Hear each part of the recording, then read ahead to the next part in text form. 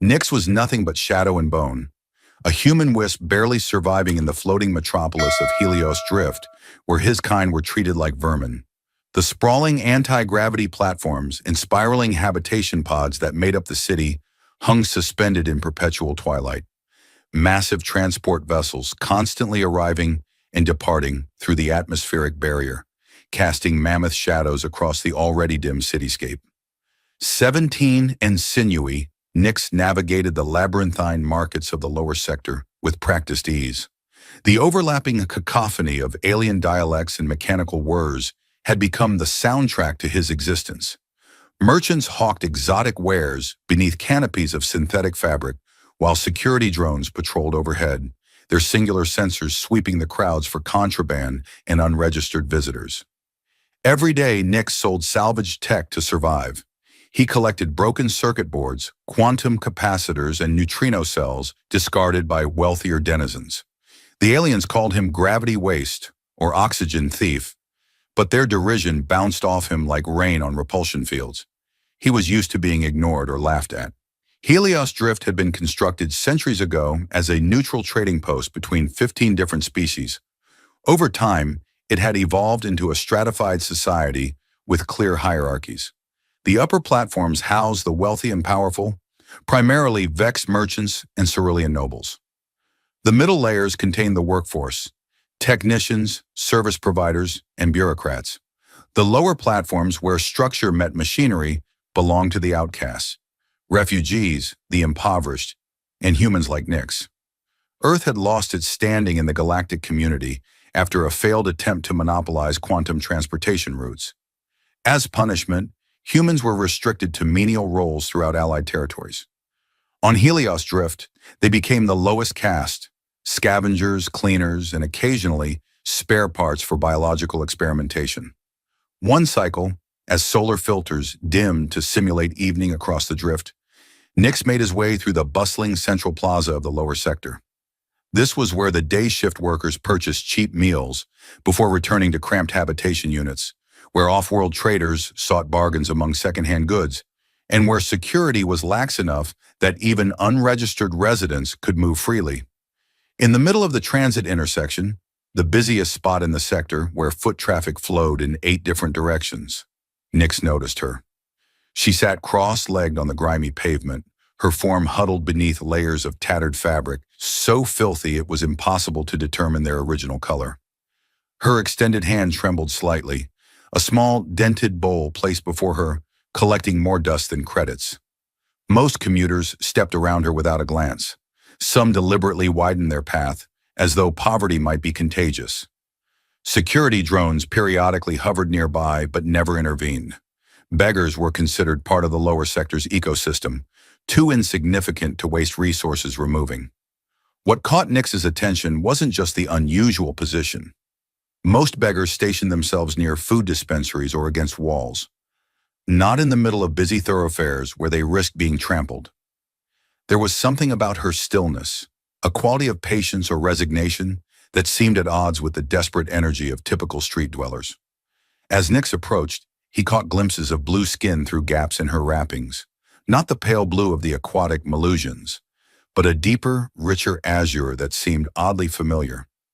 Dirt and grime couldn't completely mask its unusual luster, nor the vibrant red hair that occasionally peeked from beneath her hood when the artificial wind currents from passing transport pods disturbed her coverings. Most beings in the lower platforms knew better than to stare at a cerulean, regardless of their condition. The blue-skinned species occupied the highest echelons of drift society. Their presence in the lower sectors was so unusual that it typically indicated either a security operation or someone who had fallen catastrophically from grace. The street beggar hadn't moved for hours. No pleas emerged from her hood. No credits clinked in the shallow bowl before her. She just sat, head bowed, unmoving amid the rushing currents of pedestrian traffic. Nix paused, glancing down at the nutrient packet clutched in his hand. A day's work had earned him barely enough for one meal, a synth protein cube and fermented algae paste that, despite its unappetizing appearance, would keep him functioning for another cycle. His stomach growled in protest as he considered what he was about to do. He approached her slowly, weaving through the crowd that parted automatically around the beggar's stillness. You've picked a strange spot, he observed, crouching to her level despite curious glances from passersby. Right in the middle of everything, but somehow invisible. He held out the nutrient packet. You hungry? The blue-skinned alien remained motionless. Nix placed the nutrient packet beside her bowl and was about to stand when loud derision erupted behind him. Look at this! The gravity waste thinks he can court a cerulean. A trio of Vex merchants loomed over him, their segmented exoskeletons clicking as they laughed. Their massive frames cast Nix in shadow, drawing the attention of nearby commuters who slowed to watch the confrontation. Perhaps we should inform the drift authorities that unauthorized breeding is occurring in our sector? The tallest Vex flicked a rotting fruit analog at Nix, the pulpy mass splattering against his shoulder. The human didn't flinch, his eyes remaining fixed on the still form before him. She's probably diseased, another Vex commented, voice pitched to carry to the gathering crowd. The ceruleans don't tolerate genetic defects. Why else would one of their kind be here in the filth? The crowd swelled, forming a circle around the spectacle. Lower sector residents rarely witnessed direct confrontations with Vex merchants, who typically confine their business to the more profitable middle platforms. Security drones hovered at the periphery, sensors active but intervention protocols not yet triggered. Maybe she's not even real, the third Vex suggested, prodding at the beggar with a segmented appendage. Could be one of those biosynthetic replicas the humans make to feel important. A fake cerulean to make themselves feel like they're worth something. Nix's fists clenched at his sides, but he remained silent. Engaging with Vex merchants was a quick path to the medical experimentation labs. They had connections throughout the drift's security apparatus and could make troublesome humans disappear with a few well-placed credits. Then, with deliberate slowness, the beggar raised her head. The marketplace fell silent. Eyes of molten silver, pupilless and somehow ancient, emerged from the shadow of her hood. The air between them seemed to compress, the ambient noise of the plaza suddenly distant. The Vex merchants took involuntary steps backward, their compound eyes reflecting sudden alarm. You perceive what others ignore, she said, her voice barely audible, yet somehow resonating inside Nix's skull rather than his ears. What did you say? He asked, disoriented by the strange sensation. Instead of answering, she extended one slender blue hand toward him. Her fingers, tipped with translucent nails that reflected prismatic light, brushed against his wrist. At the point of contact, Nix felt a curious vibration. For an instant, his skin seemed to phase out of solidity, becoming transparent enough that he could see the bones beneath, before returning to normal. The crowd gasped collectively. The security drone's sensors flashed red, protocols activating at the detection of unauthorized energy signatures.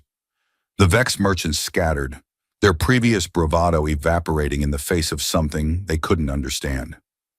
The hunters will track the resonance, she whispered, her silver eyes locked with his. Flee. Nix glanced around.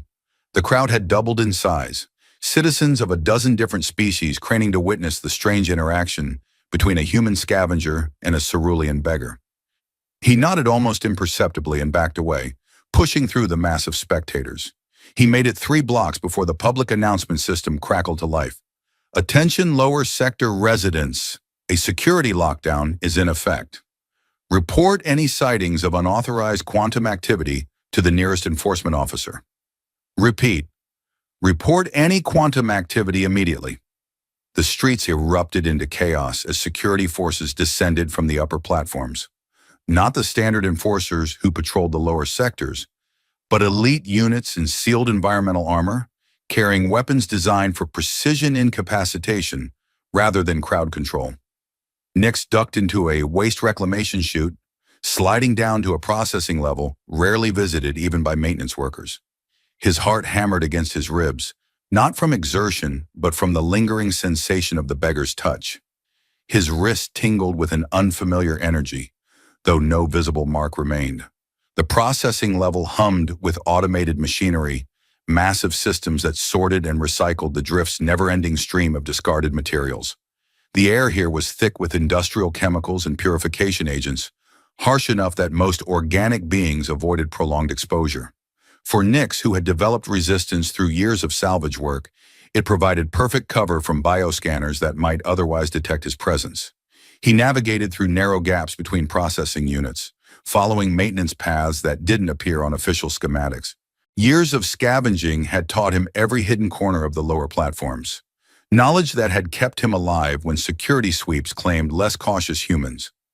In a forgotten maintenance alcove between two massive compression chambers, Nix examined his wrist under the harsh industrial lighting. The skin appeared normal, but when he rotated his arm at certain angles, he caught glimpses of something beneath the surface, patterns of energy that shouldn't exist within human physiology. Above, the sounds of the security sweep grew louder.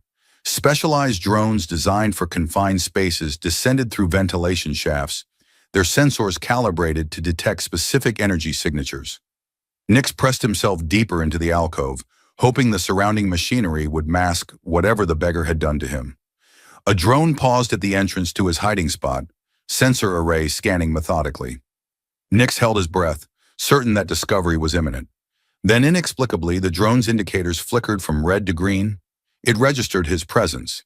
He could see the confirmation on its display, but classified him as maintenance personnel authorized before continuing its sweep.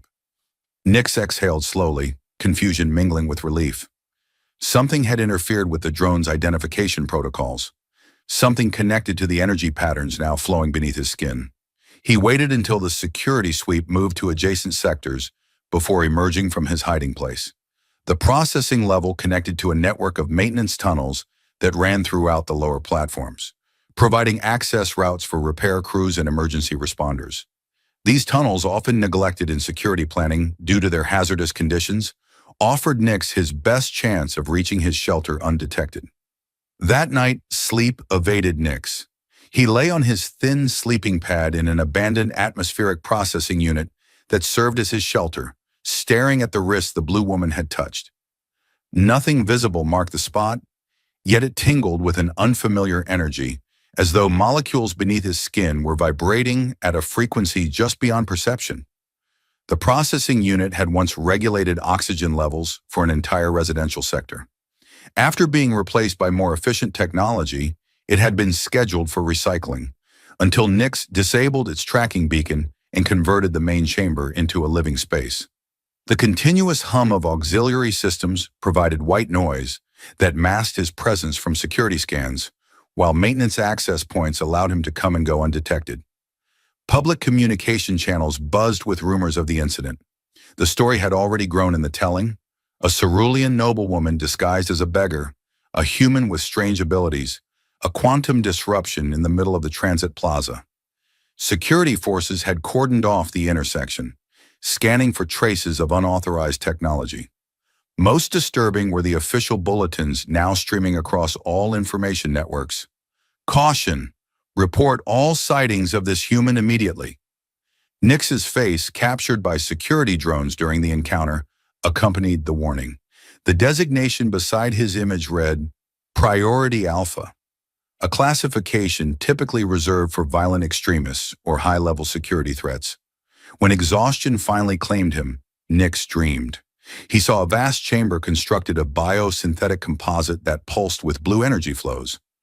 A cerulean woman stood on a raised platform, her posture regal, her blue skin flawless, and adorned with intricate silver circuitry that seemed embedded within her flesh rather than resting upon it. Atop her head floated a crown, not made of metal, but of pure energy, suspended in perfect geometric patterns that shifted and realigned with her thoughts. The room was filled with thousands of beings from across the galactic arm, all looking toward her with reverence. She was nothing like the beggar, and yet unmistakably the same person. Find the resonance pattern, her voice echoed in the dream. The quantum throne remembers. Nix jerked awake, his body drenched in sweat. The processing chamber felt suddenly claustrophobic. He raised his wrist to his eyes. No visible change, yet the tingling had intensified. When he turned his arm in the dim emergency lighting, faint patterns of energy were visible beneath his skin, pulsing in rhythm with his heartbeat. Morning brought no relief. Security sweeps had intensified overnight, with scanner drones programmed to identify human biosignatures, combing the lower platforms meter by meter. Nix watched through a ventilation grate as neighbors he had known for years were interrogated. Their habitation units searched without explanation or apology.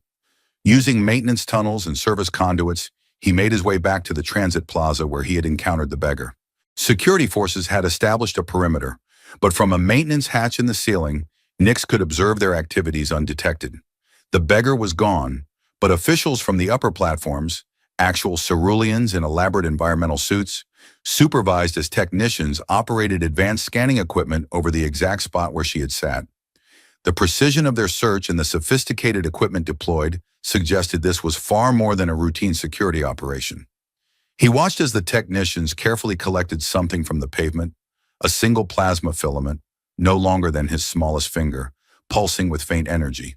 They secured it in a containment field before transferring it to the cerulean officials, treating the tiny object as though it were highly volatile or incredibly precious. Their conversation, enhanced by Nix's salvaged audio amplifier, reached him in fragments. "My signature matches royal protocols." "Impossible. She was confirmed eliminated during the purge. The human must be located, priority alpha."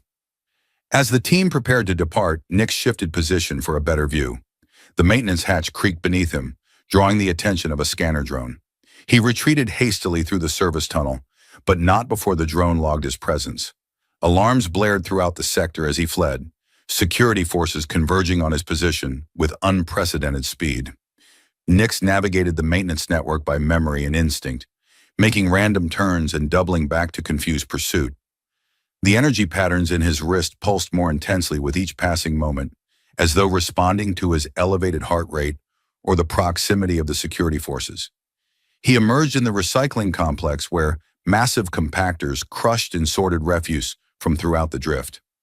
The deafening mechanical noise would mask his biosignature temporarily, but security forces were deploying quantum resonance scanners now. Technology typically reserved for upper platform security operations, capable of detecting specific energy patterns regardless of environmental interference. Nix ducked behind a mountain of discarded tech components, searching frantically for an escape route. The perimeter was closing rapidly, security forces coordinating with efficiency that suggested this was no ordinary manhunt. Whatever the beggar had done to him, it had made him the most wanted human on Helios Drift. "You're the human," a measured voice stated from behind a decommissioned atmospheric processor. "The one who interfaced with the Azure Sovereign." Nix spun, instinctively reaching for the shock knife he kept hidden in his boot. "Who's asking?" The figure that emerged was unlike anything he had seen before. A cerulean, clearly, but one who had undergone extensive cybernetic modification. 3 artificial photoreceptors tracked his movements with mechanical precision, while a 4th, natural and silver, seemed to peer beyond his physical form. "I am called Krell," the cyborg said. "I served as Sentinel Prime before the quantum disruption." "That means nothing to me," Nix replied, though he kept his knife ready. The approaching security forces were now visible through gaps in the recycling machinery, methodically scanning each section of the complex. "It means everything to her," Krell countered. "Azura Mir, rightful sovereign of the Cerulean Conclave, harmonizer of the Quantum Throne, who has been forced to survive as a vagrant since the usurper seized control." Nix frowned. "The beggar? Why would someone like that care about a human scavenger?" "Because you showed compassion without calculation," Krell said, his voice softening. "Do you understand how rare that is in Helios Drift? How dangerous genuine empathy can be to those who maintain power through fear?" A security drone rounded the corner of the compactor, its sensors immediately locking onto Nix's biosignature. Before it could transmit his location, Krell extended a mechanical arm with blinding speed, interfacing directly with the drone systems. The machine froze mid-air, its indicators flickering before it powered down completely.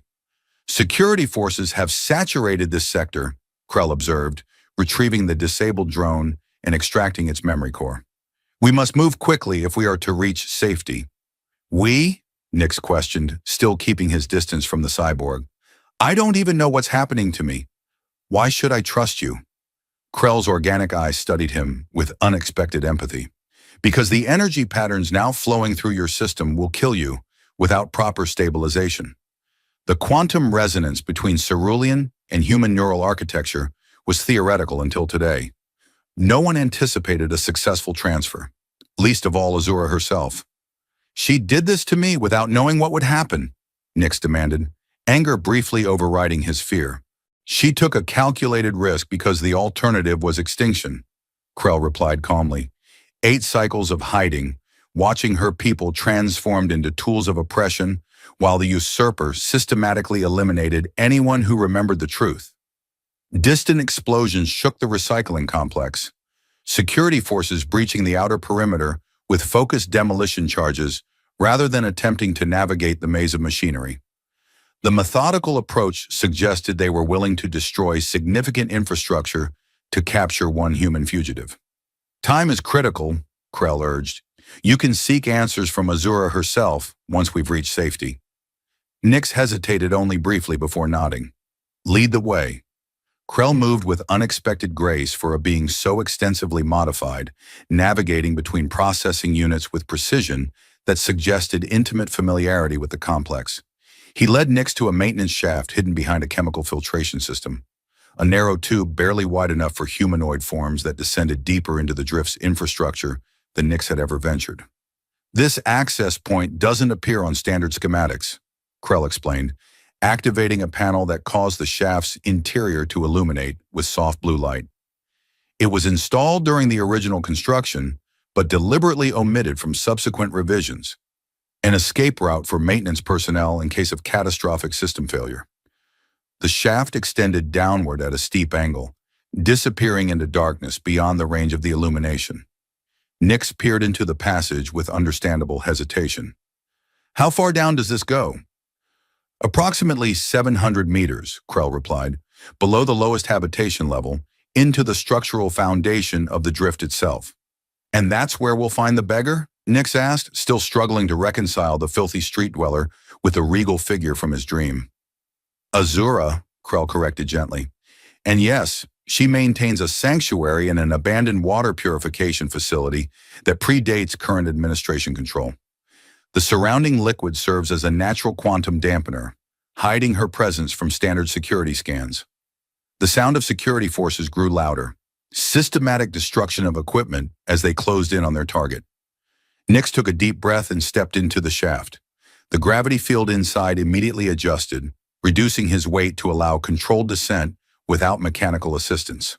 Krell followed, sealing the access point behind them to delay pursuit. Together they descended into darkness, leaving the familiar territory of the lower platforms for something far more uncertain. The journey through the shaft took nearly 20 minutes, the passage occasionally branching into horizontal tunnels that Krell navigated with unwavering confidence. They passed through sections of the drift that Nix hadn't known existed. Ancient infrastructure from the station's original construction, abandoned tech systems from civilizations that had long since departed the region, and storage areas containing equipment whose purpose he couldn't begin to guess. Finally, they emerged into a vast chamber dominated by massive cylindrical tanks. Water purification equipment lined the walls, much of it clearly non-operational for centuries, yet maintained in a state of suspended animation rather than decommissioning. At the center of the room, surrounded by what appeared to be quantum monitoring equipment, stood the beggar. Gone were the tattered clothes and apparent weakness. Though still dressed simply in a maintenance worker's uniform, her posture was regal, her blue skin clean and vibrant. Her red hair, freed from the confines of her beggar's hood, cascaded to her shoulders in tight coils that seemed to move with currents of their own making. "The resonance guides you well," she acknowledged, her silver eyes assessing Nix, "though perhaps sooner than I had planned." "The entire drift is looking for us," Nix said without preamble. "What exactly did you do to me in that plaza?" "I activated a quantum potential that already existed within your neural structure," she explained, "a rare configuration that appears in approximately 1 in 10 million humans. Your species calls it quantum neurological compatibility syndrome, a condition that allows your brain to process information in multiple probability states simultaneously. I've never been diagnosed with anything like that. The drift's medical facilities wouldn't bother scanning a human for such traits," Krell interjected, "particularly one in the lower platforms." Azura approached Nix, her movements fluid, with a grace that seemed almost supernatural. When I observed you in the plaza, I detected unusual neural patterns, fluctuations that suggested potential compatibility with cerulean quantum architecture. But it was your action, offering food to a being who appeared to have nothing to offer in return, that confirmed what the reading suggested. That I'm some kind of biological anomaly? Nix asked, reflexively rubbing his wrist, where the energy patterns had grown more pronounced. That you possess genuine empathy untainted by calculation, she corrected, the rarest quality in a society constructed around stratified self-interest. She gestured toward a holographic display that materialized between them, showing a three-dimensional model of neural pathways, one set clearly human, one cerulean, and between them connecting filaments of energy that shouldn't have been possible. For 8 cycles, I've searched for a way to circumvent the quantum lockout that the usurper implemented during the disruption, she explained. His modifications ensured that only his specific neural signature could access key functions of the governance systems. All cerulean attempts to override his protocols were anticipated and blocked. But he never considered a human compatible with quantum resonance, Krell added. The possibility was dismissed as theoretically impossible. Until you gave food to a beggar, Azura continued, that moment of pure empathy created a harmonic alignment between our consciousness patterns that bypassed Draz's security protocols. The quantum physics of my species recognized and enhanced that connection, creating a bridge he cannot detect because he cannot conceive of its existence. Nick studied the hologram, noting how the energy patterns matched what he could now see flowing beneath his skin. So I'm what? A key to unlock your royal systems? You are far more than that, Azura replied, her tone suggesting mild offense at the reduction. You're the catalyst for a transformation that cerulean society has resisted for generations. The quantum resonance between different species was theorized but considered impossible due to fundamental biological incompatibilities. Before he could respond, the facility's ancient alert systems activated. Red emergency lights bathed the chamber as Krell interfaced with a control panel. They've traced the resonance pattern, he reported grimly. Void sentinels are converging on this sector. We have minutes at most. Void sentinels? Nix asked. The usurper's elite enforcement unit, Azura explained, already moving to secure critical equipment. Former ceruleans whose quantum abilities have been weaponized through neural recalibration. Where traditional cerulean abilities focused on communication and harmonization, the Sentinels utilize quantum disruption to incapacitate and, when necessary, eliminate threats to the regime. The first Void Sentinel arrived with unprecedented speed, materializing through a quantum transportation matrix that bypassed conventional security barriers. The being's blue skin was crisscrossed with black circuitry, its silver eyes replaced with targeting arrays that locked onto the quantum signature Nix now carried. Krell moved with mechanical precision, intercepting the Sentinel before it could fully materialize. His cybernetic components engaged directly with the Sentinel's modified systems, creating a localized disruption field that temporarily neutralized its quantum capabilities. The resulting struggle was unlike any combat Nix had witnessed, less physical confrontation than direct neural warfare, with energy patterns flaring and subsiding as the two beings attacked each other's core systems. Sparks erupted from Krell's cybernetic components as the Sentinel's defenses responded automatically, targeting vulnerable connection points in his hybrid physiology. We must reach the central hub, Azura told Nix urgently, activating evacuation protocols that drained the massive water tanks surrounding them. The water purification network connects directly to the station's primary systems. The hub is the most heavily guarded section of the drift, Nix objected, watching as Krell struggled against the Sentinel's increasingly effective counterattacks. They'll have quantum scanners at every entrance, which is precisely why they won't expect us to go there, Azura replied. The resonance between us has created a unique signature that their standard filters aren't calibrated to detect. With proper modulation, we can appear as system noise rather than distinct entities. A second Void Sentinel materialized on the opposite side of the chamber, immediately identifying Nix as its primary target. It launched a concentrated disruption pulse designed to sever the quantum connection between human and cerulean neural architecture. Azura intercepted the pulse, absorbing its energy through her own quantum matrix. The attack, intended to disable, instead provided her with additional power that she channeled into a counterpulse. The Sentinel staggered backward, its targeting systems temporarily overloaded by the unexpected response. "Your conventional understanding of combat doesn't apply here," she explained, noting Nyx's confused expression. "Quantum warfare operates on principles of harmonic resonance rather than physical force. Their attacks can be redirected if the receiving pattern is properly aligned."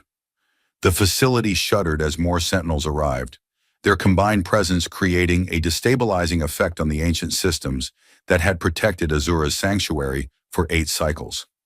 Emergency bulkheads began closing automatically, responding to structural integrity warnings triggered by the quantum disruption. "This way," Azura directed, leading Nyx toward an access point hidden behind a filtration unit, a maintenance shaft that dropped directly into the station's central water distribution system. The shaft was narrow, barely wide enough for Nyx to squeeze through, and extended downward into darkness. "The central pumping station is 15 levels below," she explained. "From there, we can access maintenance tunnels that connect to every major sector of the drift." As they prepared to enter the shaft, Krell disengaged from his struggle with the first Sentinel, his cybernetic components smoking from sustained damage. "I will remain to delay their pursuit," he announced, positioning himself between the approaching Sentinels and the escape route. "My systems are already compromised. I cannot maintain quantum shielding for both of you." "Krell," Azura began, but the cyborg interrupted with uncharacteristic firmness. "We prepared for this possibility, Sovereign. My function has always been to ensure your survival until the resonance could be established." His organic eyes shifted to Nyx. "Protect her. The future of more than just ceruleans depends on what you carry now." Before either could respond, Krell activated emergency containment protocols, sealing the access point behind them as they descended into the shaft. The last glimpse Nyx caught was of the cyborg engaging 3 Void Sentinels simultaneously, his damaged systems reconfiguring for one final, devastating counterattack. They descended through darkness, the only illumination coming from the energy patterns now visibly flowing beneath both their skins. Azura's intricate silver circuitry and Nyx's simpler but intensifying resonance pattern. The journey took less than a minute, but felt like an eternity, each second amplifying the connection between them as the quantum entanglement deepened. They emerged into the central pumping station, a massive chamber where the drift's entire water supply was regulated, filtered, and distributed. Enormous machines pulsed with rhythmic precision, circulating millions of gallons through a complex network of pipes that extended in all directions. The quantum disruption 8 cycles ago affected more than just cerulean technology, Azura explained as they navigated between towering pump assemblies. It destabilized the entire governance structure of Helios Drift. The usurper exploited the resulting chaos to implement a stratified social system that privileged certain species over others. "Humans drew the shortest straw," Nyx remarked, "along with several other species deemed neurologically simplistic," Azura added. "The usurper's ideology centers on quantum neural complexity as the measure of evolutionary advancement. Which is scientifically absurd," she continued. "Different neural structures offer different advantages. The quantum processing of ceruleans allowed us to develop certain technologies, but the linear processing of humans created innovations our kind would never have conceived." They reached a security terminal that controlled access to the main distribution tunnels. Azura interfaced with it directly, her quantum signature bypassing encryption that would have detected standard access attempts. "The central hub is currently at maximum security status," she reported.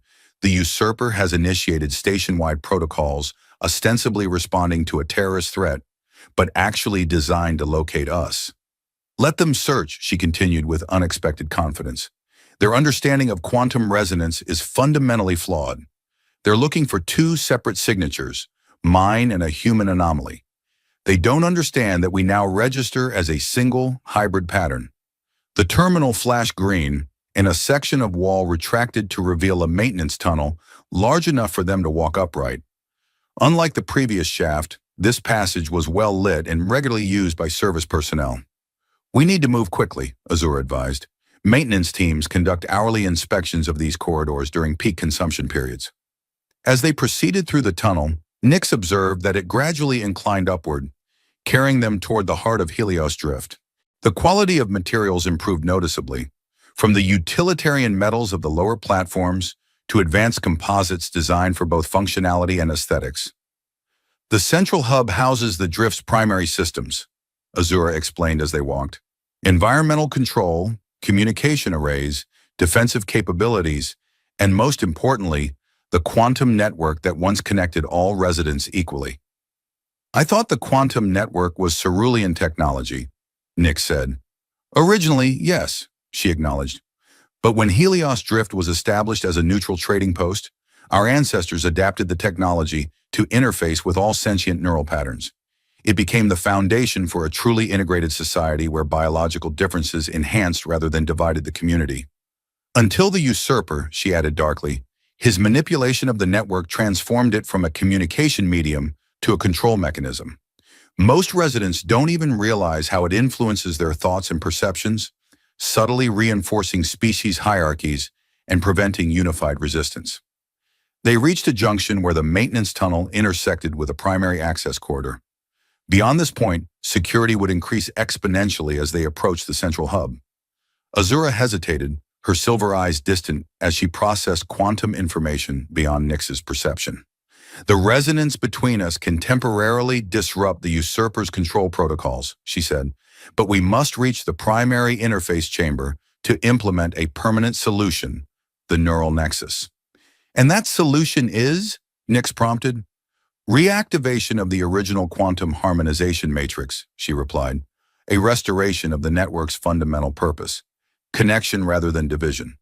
Before Nix could request clarification, distant alarms began to sound. Security announcements echoed through the maintenance tunnel, reporting a catastrophic breach in the water purification facility they had left behind. The phrasing suggested that Krell's final stand had been significant enough to register as a system-wide emergency.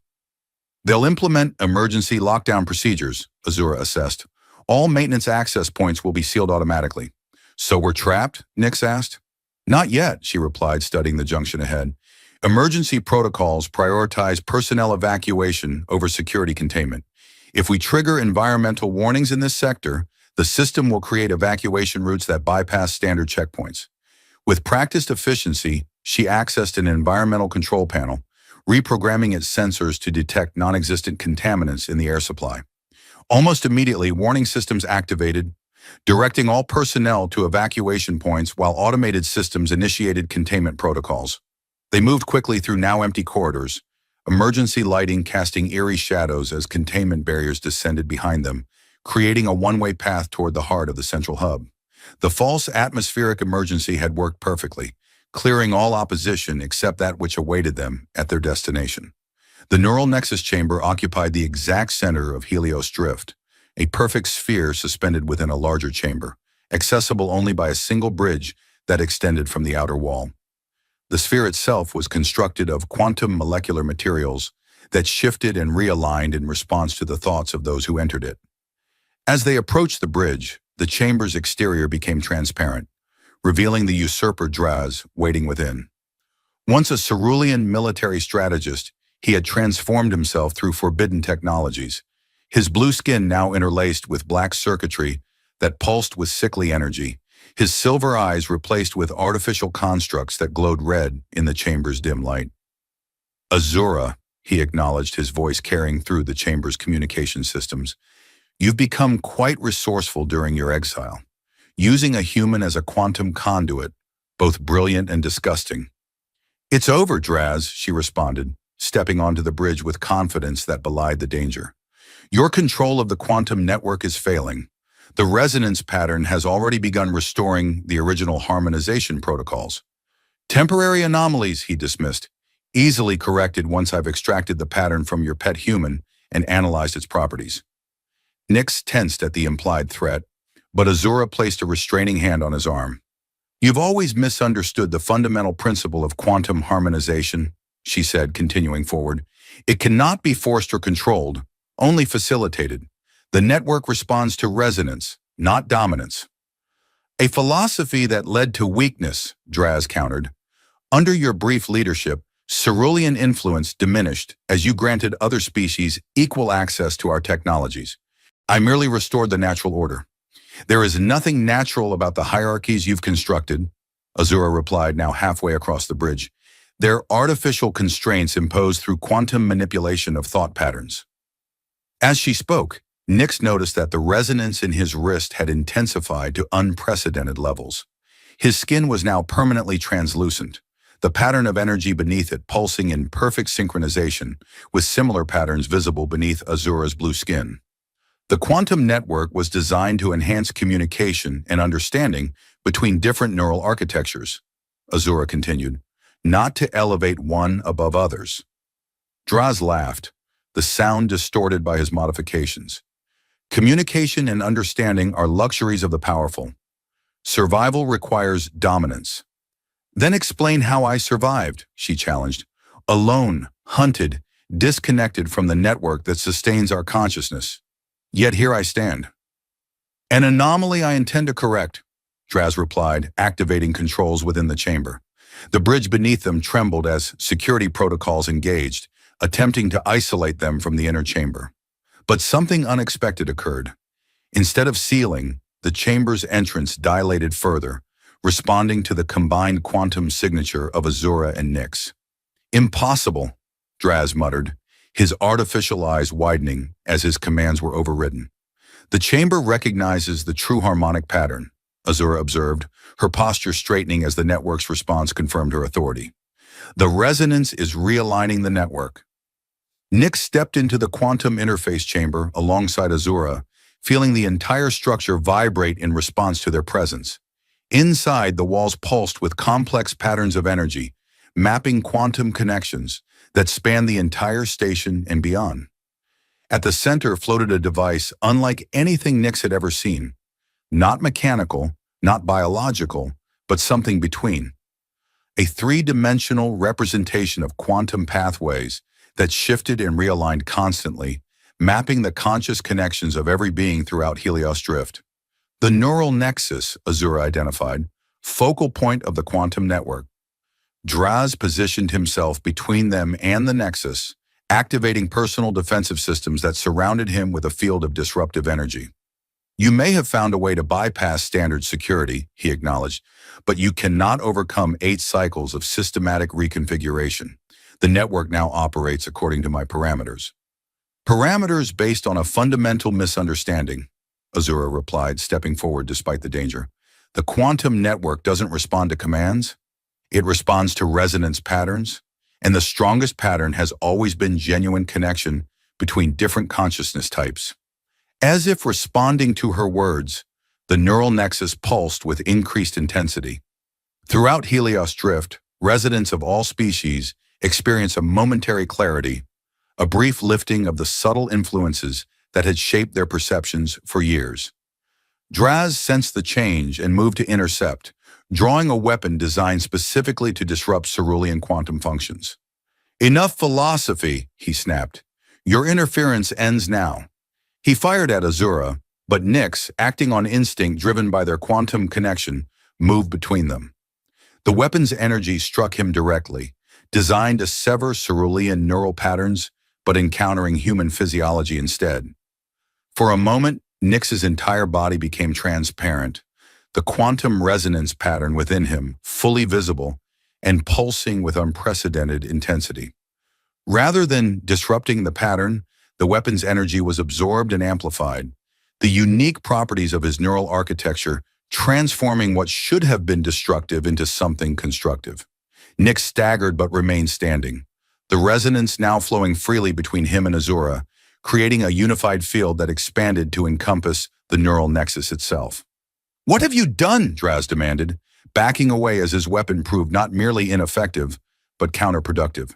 He's completed the circuit, Azura explained, her voice resonating with newfound power. The missing element in quantum harmonization was never technological. It was empathic connection between fundamentally different neural structures. The neural nexus responded to their combined signature, its pathways realigning to match the harmonic pattern generated by their resonance. Throughout Helios Drift, all systems connected to the quantum network began resetting to original parameters. not as cerulean technology controlling other species, but as a genuine interface between different forms of consciousness. Draz lunged toward the Nexus controls, desperate to reassert his protocols, but the system no longer recognized his authority.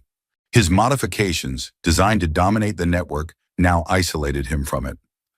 "This is temporary," he insisted, though uncertainty had crept into his voice. "The stratification I implemented is too deeply integrated into the drift's operations. Without it, the entire station will collapse into chaos." "Not chaos," Azura corrected. "Harmony, the original purpose of both Helios Drift and the quantum network that sustains it." The chamber's walls pulsed with intensifying energy as the reset propagated throughout the station. Security systems stood down. Communication channels opened across all platforms. The artificial barriers between sectors began to disengage.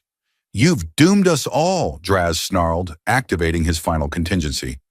A neural disruptor implanted within his own body, designed to destroy the neural nexus if he couldn't control it. But as the disruptor activated, the combined resonance field generated by Azura and Nyx intercepted its effects, containing and neutralizing the destructive energy. The backlash overwhelmed Draz's modified systems, overloading neural implants that had never been designed to withstand such harmonic interference. The usurper collapsed, his modifications failing sequentially as the quantum network rejected patterns based on dominance rather than connection. "Is he?" Nyx began, still disoriented from absorbing the weapon's energy. "His artificial components have shut down," Azura confirmed, "but his cerulean consciousness remains intact. He will survive to witness what he sought to prevent: true quantum harmony between all species." Throughout Helios Drift, the effects of their actions manifested in ways both dramatic and subtle. Security barriers between platforms disengaged. Communication systems reconnected across all sectors. Most significantly, the subtle quantum manipulation that had reinforced species prejudice dissipated, allowing residents to perceive one another without artificially imposed hierarchies. The lower platforms, where Nyx had lived his entire life, experienced the most profound transformation. As the quantum network's influence spread, residents emerged from habitation units to find security drones standing down. Their programming reset to original protocols that prioritized assistance over enforcement. Transport restrictions that had confined lower platform residents to their sectors automatically lifted, allowing free movement throughout the drift for the first time in 8 cycles. Most remarkably, information began flowing freely across all sectors. Historical archives that had been selectively edited under Draz's regime restored themselves automatically as the network reintegrated with backup systems he had been unable to completely purge. The true history of Helios Drift, including Azura's brief leadership and the engineered crisis that had allowed Draz to seize control, became accessible to anyone connected to the network. In the neural nexus chamber, Azura monitored these changes through her direct connection to the system, her expression reflecting both satisfaction and concern. "The transition will not be seamless," she acknowledged. 8 cycles of stratification have created dependencies that cannot be instantly resolved. Some will resist the return to harmonization, particularly those who benefited most from the hierarchies Draz established. "What happens now?" Nyx asked, examining his arm where the energy patterns had stabilized into permanent circuits reminiscent of Azura's own. "Now we rebuild," she replied, "not by imposing a new system, but by allowing the quantum network to facilitate genuine connection between different consciousness types, governance through harmonization rather than control." "And us?" he ventured, gesturing to the resonance patterns that permanently linked them. "What does this make me? What does it make us?"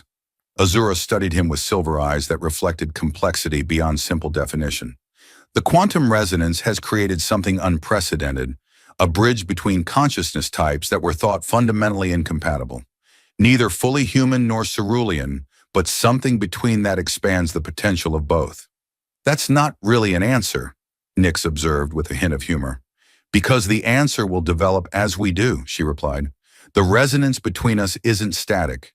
It will evolve as we explore its implications together." 3 cycles later, Helios Drift had transformed. Without the artificial stratification imposed by the usurper's regime, cooperation between species flourished. The quantum network, now accessible to all residents rather than just the cerulean elite, facilitated communication and collaboration on unprecedented levels. The neural nexus, once hidden behind layers of security in the central hub, was reconstructed in a public space, its operations transparent to all. A memorial to Krell stood beside it, honoring his sacrifice that had allowed the quantum reset to succeed. The most significant change, however, was the elimination of the platform-based hierarchy that had defined Drift Society for 8 cycles.